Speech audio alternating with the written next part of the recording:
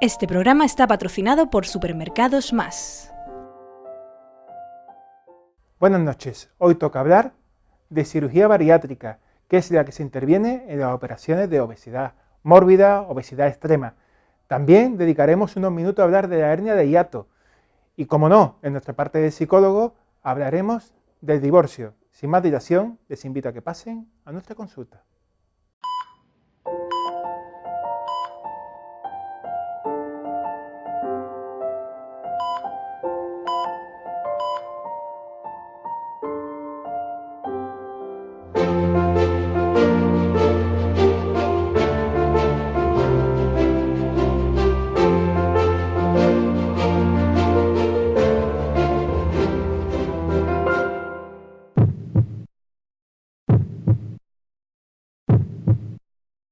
El director general de Docencia y Formación del Colegio de Médicos de Sevilla, el doctor Eduardo Domínguez Adame, hablará de la cirugía digestiva y la hernia de hiato. La semana pasada se celebró el Día Mundial de la Salud Bucodental y el equipo de la consulta se ha desplazado hasta Clínicas Culmen para recibir una serie de consejos útiles. Las dudas sobre la relación de pareja y los motivos para seguir o para abrir otro camino serán abordados por el psicólogo clínico del Centro Cairis, Manuel Salgado. Esta sección está patrocinada por el Real e Ilustre Colegio de Médicos de Sevilla. Esta noche vamos a hablar de cirugía digestiva y en particular de cirugía bariátrica. Con ello contamos con el doctor Eduardo Domínguez Adame, que es director general de docencia del Colegio Oficial de Médicos de Sevilla y responsable de cirugía bariátrica del Hospital Virgen Macarena. Buenas noches. Buenas noches, Iñaki. Con él, para empezar, vamos a discernir un poco que hablamos de cirugía bariátrica que está muy vinculada a la obesidad, sobre todo a la obesidad mórbida, obesidad extrema. No confundamos con la obesidad normal de tener unos kilitos de más, ¿no, doctor? Así es, Iñaki, es correcto. Sí, tenemos que diferenciar lo que es obesidad. Prácticamente todos tenemos un sobrepeso y dentro de lo que es la obesidad en sí se delimita en una serie de ítems o escalones en el cual uno de ellos es obesidad mórbida. Y obesidad mórbida es aquella obesidad que mata y conlleva una serie de enfermedades que pueden limar la salud del paciente. Sí, porque estamos hablando de que cuando se habla de una intervención como la cirugía bariátrica, estamos hablando de un tema de salud, no un tema estético. Estamos hablando de personas que tienen un peso muy elevado, algunos pueden llegar a superar, por los casos de sevillanos que conocemos, los 200 kilos incluso, sí. Pero tratamos porque es un problema de salud. Sí, cuando hablamos de cirugía bariátrica no estamos hablando de una cirugía estética, ni una dermocirugía, estamos hablando de una cirugía metabólica y funcional. Desgraciadamente, a fecha de hoy, la única solución cuando un paciente tiene una obesidad mórbida para su resolución es la intervención quirúrgica. De hecho, doctor, sí. Esto es un ejemplo claro de lo que es una obesidad mórbida. Estamos hablando del índice de masa corporal, que es una regla que interrelaciona el peso y la talla del paciente, y todo lo que sea por encima de 40, pues nos delimita una obesidad mórbida. Y esta imagen es un claro ejemplo de un paciente que si no se opera va a durar menos tiempo, con peor calidad de vida durante el poco tiempo que va a vivir, porque enfermedades cardiovasculares, respiratorias terminarán matándolo. Porque estamos hablando de personas que tienen esa dificultad para simplemente abrocharse unos cordones, para andar, para salir de casa. Están aislados por esta circunstancia, claro. Muchos de ellos. Son pacientes que consumen muchos recursos sanitarios porque tienen enfermedades concomitantes como son cardiovasculares, diabetes, hipertensión, problemas digestivos, varices, en caso de las mujeres problemas de infertilidad, problemas articulares que conllevan intervenciones por el peso que tienen que soportar las articulaciones de poner prótesis, y además el aislamiento y la estigmatización social que sufren este tipo de personas por su obesidad excesiva o obesidad mórbida. Ha hablado del índice de masa corporal. Sí. ¿Qué otros requisitos son los necesarios para discernir vamos a pasar al quirófano o tiene que hacer otra serie de terapias, o bien farmacológica, o bien de dieta, o bien otras cuestiones? Una muy buena pregunta, porque ahora el tema de la obesidad mórbida, desgraciadamente, va increciendo tanto en los países occidentales como en los países de desarrollo, y es un tema que si quiere podemos tratar después. Mucha gente demanda la cirugía bariátrica, la cirugía de la obesidad. La cirugía de la obesidad no solamente viene delimitada por el índice de masa corporal, que en esta gráfica lo podemos ver, todo lo que supere 35 para encima y por supuesto 40, una obesidad tipo 3, conlleva que ese paciente, si no se opera, seguirá siendo un obeso mórbido. Pero hay que valorar otros ítems. Un paciente, antes de soportar una cirugía, debe ser visto por un especialista en endocrinología, que es el médico que trata la obesidad, sea cual sea, no directamente a cirugía, y descartará que haya enfermedades propias de tiroides, glándulas suprarrenales, o también visto por el psiquiatra, o psicofuncionales que conlleve a esa obesidad. Una vez que pasan esos filtros, es cuando se le abre la posibilidad de una intervención quirúrgica. Bueno, nos metemos en esa intervención. ¿En qué consiste, para hacer una composición del lugar, en qué consiste esta cirugía bariátrica? La cirugía bariátrica, desgraciadamente, a fecha de hoy actuamos sobre órganos que están sanos. Me explico. Cuando alguien desgraciadamente tiene un cáncer, por ejemplo, de estómago, tenemos que amputar el estómago, conlleva eso, pues evitar que se muera de esa enfermedad que anida en el estómago. En cirugía bariátrica hay distintas técnicas que conllevan una función de disminuir la cantidad de ingesta del alimento. Se llaman técnicas restrictivas. Hay técnicas que son malabsortivas. ¿Qué consisten? Cogemos el intestino delgado y hacemos un cortocircuito para que el alimento pase por el menos, digamos, diámetros posibles del intestino. Y después técnicas mixtas. En resumidas cuentas, desgraciadamente a fecha de hoy nosotros lo que hacemos es actuar sobre órganos que están sanos para que bien recepcionen menos cantidad de comida o bien para que esa comida tenga un circuito más rápido y tenga una mala absorción de esos alimentos. Son cirugías muy agresivas. Aquí, doctor, estamos viendo algunas imágenes, ya están viendo nuestros espectadores, sí, de cómo sería una intervención por vía laparoscópica, unas imágenes que nos ha cedido usted. Estas imágenes son muy descriptivas porque es una técnica restrictiva y metabólica que va a consistir en amputar 4/5 partes del estómago. Aquí vemos la capacidad volumétrica del estómago, es un ejemplo, y en este caso, como se ven en las imágenes de los espectadores, vamos a llevar la amputación de 4/5 partes del estómago, que ese estómago va a salir fuera del cuerpo humano del paciente. Luego, por tanto, nos queda en continuidad al diámetro esofágico un diámetro gástrico. ¿Qué conseguimos? Menos capacidad de recepción de alimentos y además tiene una, digamos, motivación funcional, porque esa parte del estómago que hemos amputado segrega una hormona que se llama grelina, que estimula a su vez la producción del hambre a nivel del diencéfalo. Es un tema, digamos, de fisiología algo complejo, pero quita la gana de comer al paciente. No solamente restringe su recepción de alimentos, sino quita la ansiedad y la gana de comer. Por lo cual, de ahí el éxito de esta técnica quirúrgica. Hemos visto que al principio son una especie de incisiones, son pequeñas incisiones, sí, poco invasivas. Ya no es la cuestión de los antiguos cirujanos de abrir prácticamente en canal, por decirlo mal y pronto, sí, sino que ya son pequeñas cirugías. Correcto.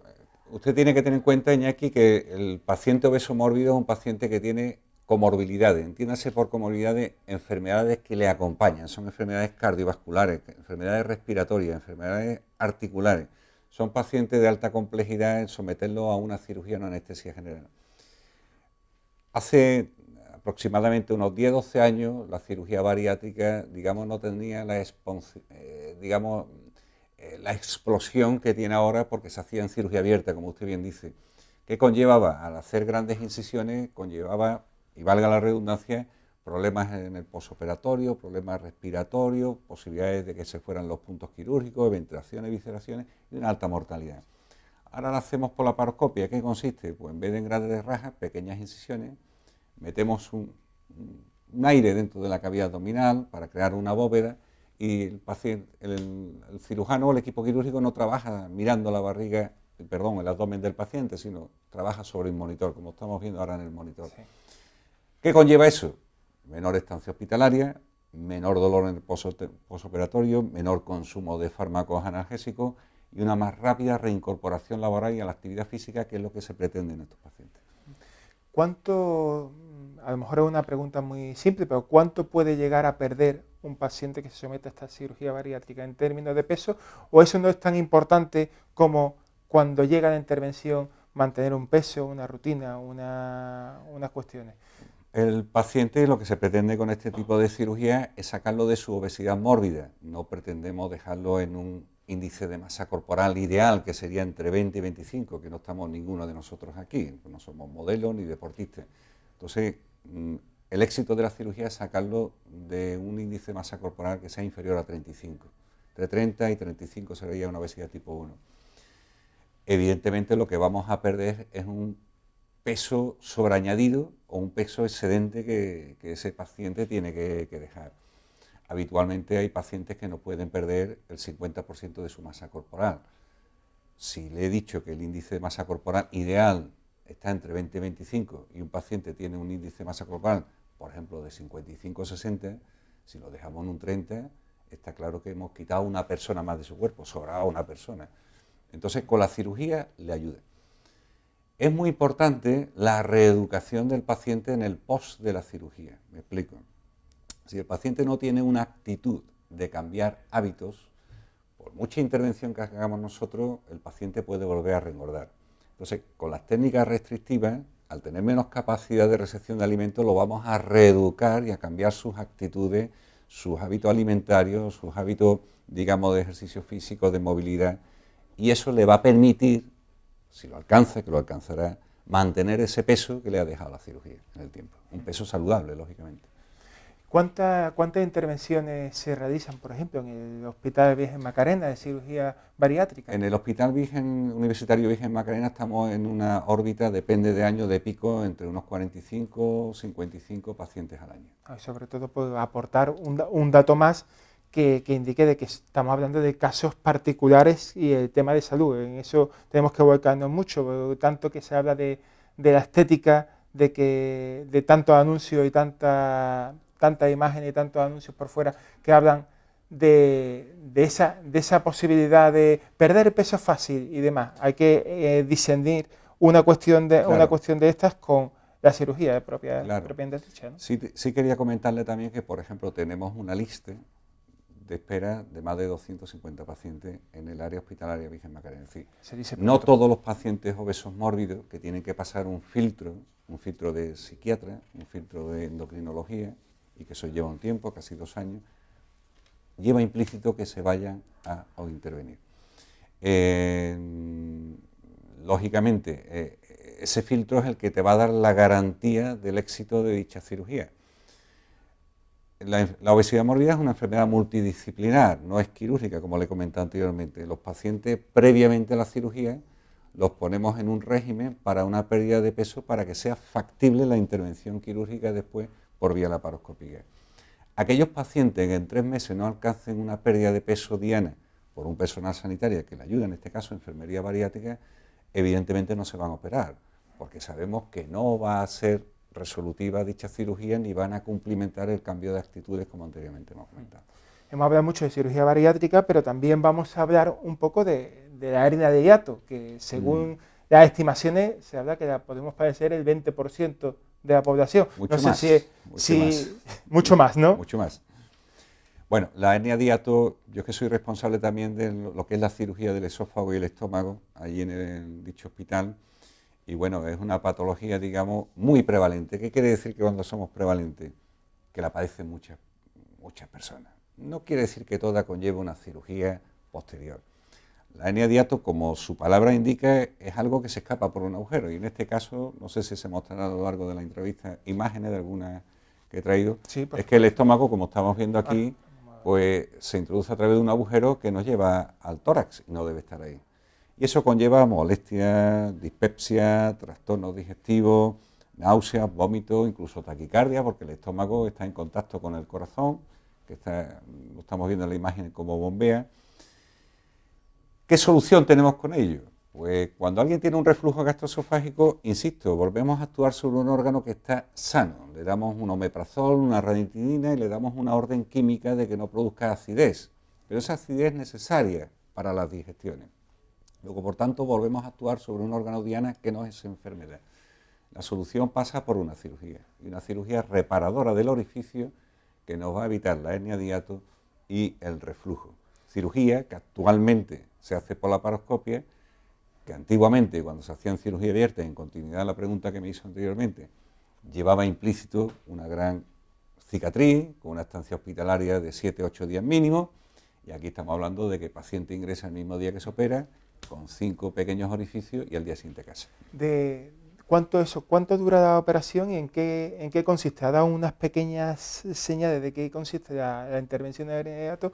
Nos ha facilitado unas imágenes que en total duraría media hora, no sé si es más o menos lo que duraría la propia intervención. Sí, en este caso la imagen que le he traído es a tiempo real, sí, que en este paciente pues duró media hora lo que es la cirugía en sí, ¿no? La reparación del orificio herniario y después la realización de lo que llamamos la corbata o funduplicatura. No todos los pacientes en una intervención duran media hora. ¿Por qué? Porque el ser humano es distinto. Usted es distinto a mí, yo soy distinto a usted y evidentemente no somos tornillos. Pero la media de una intervención, salvo que haya complicaciones, está en 45 minutos, una hora, no tiene que durar más, ¿eh? Y sobre todo, ¿cuándo se decide la cirugía o cuándo se recomienda el tratamiento farmacológico? En la hernia de hiato o en la obesidad. En la hernia de hiato. En la hernia de hiato, cuando hay un reflujo, el primer paso es que va al especialista digestivo.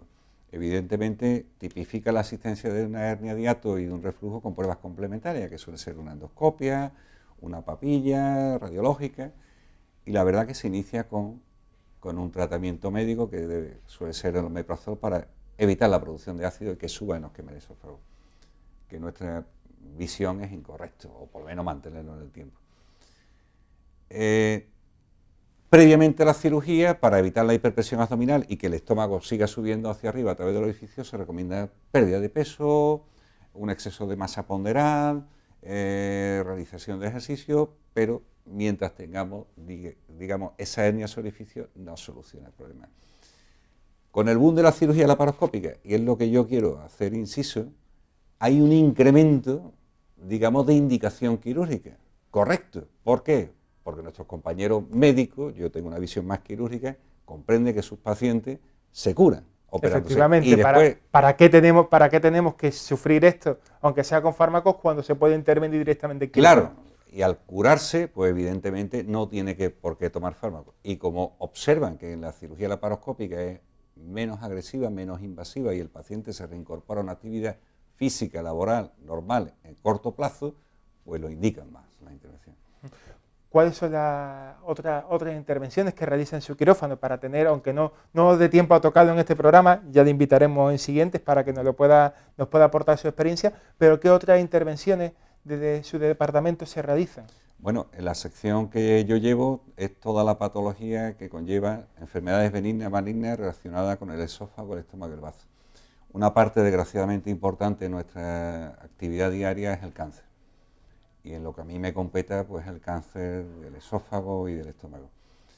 Si hacemos esto por cirugía laparoscópica, sobre todo en las situaciones del estadiaje, de la situación del cáncer, por ejemplo, en el estómago, y hacemos una laparoscopia abdominal, previamente a tomar cualquier determinación, o si es en el esófago, hacemos una toracoscopia, y con eso pues nos delimita más que un TAC, una resonancia, ver in situ si realmente el cáncer es extirpable o no es extirpable, si podemos ayudar a nuestros pacientes.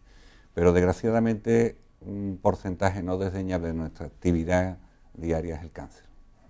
Y las tasas de supervivencia, que es muy difícil hablar de ello, sí, pero saber cómo está evolucionando, está mejorando las tasas de éxito cuando llega el quirófano, que cuando llega el quirófano estamos hablando ya de estadio importante. Sí. Es muy buena pregunta porque hace años el diagnóstico de un cáncer suponía de entrada directamente a cirugía. Trabajamos en equipos multidisciplinares y ahora cuando se delimita un cáncer en el área que me compete a mí, por ejemplo de esófago y estómago, no va directamente a cirugía, va a oncología. El oncólogo es el especialista del cáncer y es el médico. Él lo delimita, lo estadía y ahora hay unos protocolos de actuación que son con quimioterapia, radioterapia, que llamamos neoadyuvancia, que se dan previamente a la intervención quirúrgica con objeto de reducir el tamaño tumoral y de evitar la diseminación a otros órganos vecinos, lo que llamamos metástasis o raíces, como decimos vulgarmente, en otras partes del cuerpo. Una vez que lo delimita el oncólogo es cuando lo manda habitualmente a una intervención quirúrgica si ha habido respuesta. ¿Por qué? Porque la cirugía desgraciadamente suele ser muy agresiva, muy amputadora, digamos sobre un paciente cuando operamos de un cáncer, por ejemplo, de esófago, que atraviesa 3 pisos del cuerpo humano, el cuello, el tórax y el abdomen, tenemos que actuar en distintos campos y es muy traumatizante. Y no todos, aunque quitemos el cáncer, en el posoperatorio inmediato superan la cirugía. Con respecto a tasas, pues hemos mejorado muchísimo, Iñaki. Sí, dentro de la mortalidad que tiene este tipo de tumores, se ha bajado las tasas porque se trabaja en equipos multidisciplinarios y se preparan mejor los pacientes a la cirugía. Pues nos quedamos con eso de que está mejorando. La cuestión es esa, ir avanzando. Muchísimas gracias por este tiempo. Y nada, le invitamos para siguientes programas. Cuando usted quiera. Y a nuestros espectadores simplemente invitarles a que vean unos consejos de nuestros compañeros de Clínicas Culmen, publicidad, y enseguida regresamos. Esta sección está patrocinada por el Real e Ilustre Colegio de Médicos de Sevilla. Como cada semana, la consulta ha querido seguir descubriendo el mundo Culmen. Hoy nos hemos trasladado a la nueva clínica que se ha inaugurado en Sevilla Este. Esta noche hablamos con la doctora Ana Iglesias sobre el Día Mundial de la Salud Bucodental.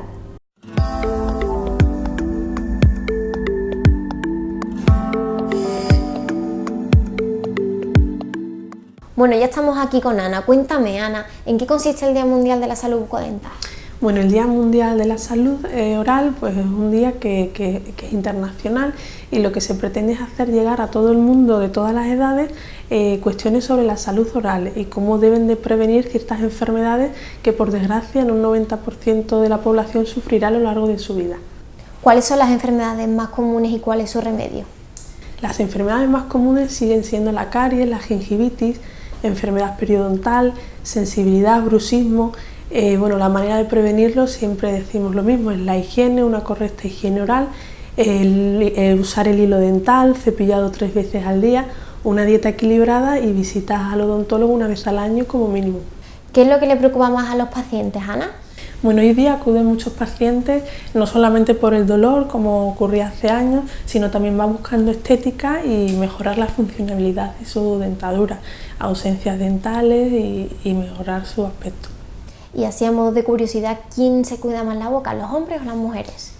Hoy día siguen siendo las mujeres las que más cuidan su dentadura. Según un estudio realizado por el Consejo General de Dentistas en España, hay un porcentaje del 51% de mujeres que dedican 3 veces al día al cepillado frente a un 39% de hombres.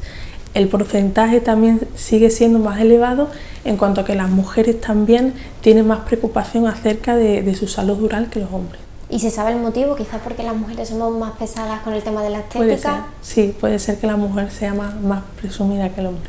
¿Con qué frecuencia hay que acudir al dentista? Mínimo una vez al año, pero bueno, se aconseja que sea cada 6 meses, dependiendo también del tipo de paciente.